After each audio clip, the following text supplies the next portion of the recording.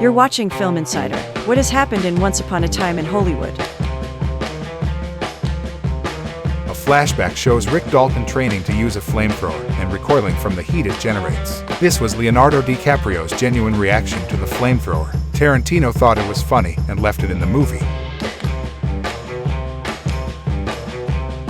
When Cliff recognizes the Manson family members from his visit to the Spawn Ranch, he can't remember Tex Watson's name. Tex responds saying, "I'm the devil, and I came to do the devil's business." The real-life Tex Watson said this exact phrase to the victims at Sharon Tate's house before they were murdered.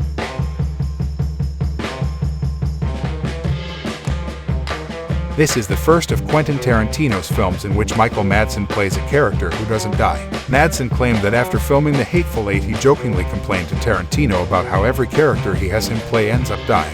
Tarantino gave him a brief role in this film as a response.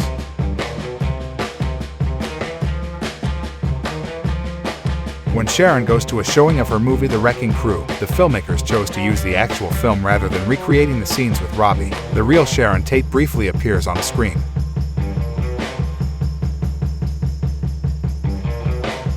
While scouting for locations, Tarantino visited Lee Van Cleef's home. While there, he noticed a giant poster of Van Cleef's face hanging in his garage. Tarantino thought this was both funny and strange, and decided to give Rick Dalton the same thing on his driveway.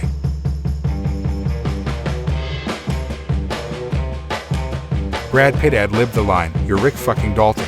Don't you forget that." Pitt based that line on an actor who told him the same thing when he was a budding actor in the early 90s.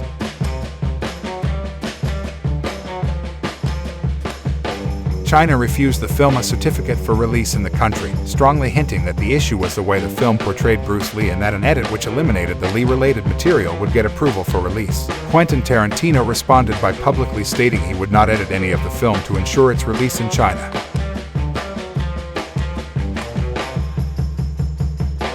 Margot Robbie, who portrays Sharon Tate, wears some of Sharon Tate's real jewelry, provided by Tate's sister Deborah Tate.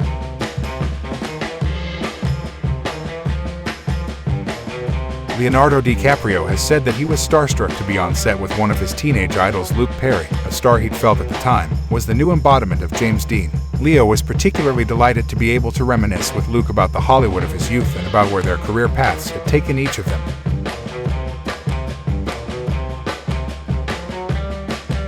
The cream Cadillac Brad Pitt drives belongs to Michael Madsen. It also appeared in Reservoir Dogs driven by Madsen. Also, Pitt and Madsen both appeared in Thelma and Louise as the title characters' lovers.